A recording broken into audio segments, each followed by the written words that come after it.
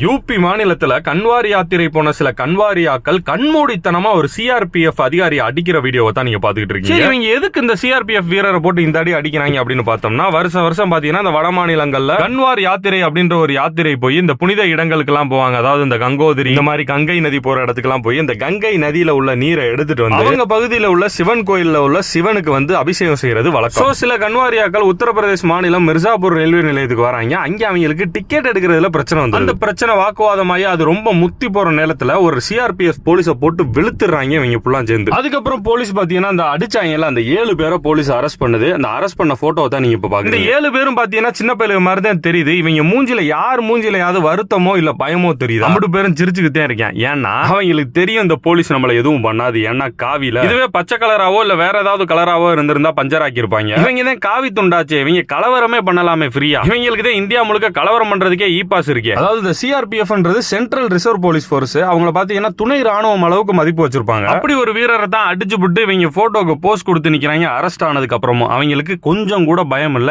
ஏன்னா அவங்கள ஒண்ணும் பண்ண மாட்டாங்கன்னு அவங்களுக்கு தெரியும். ஏன்னா அவங்களோட மாநிலத்தோட முதலமைச்சர் மட்டும் இல்ல, இந்த இந்தியாவோட பிரதம மந்திரியா அவங்களுக்கு சப்போர்ட் தானே.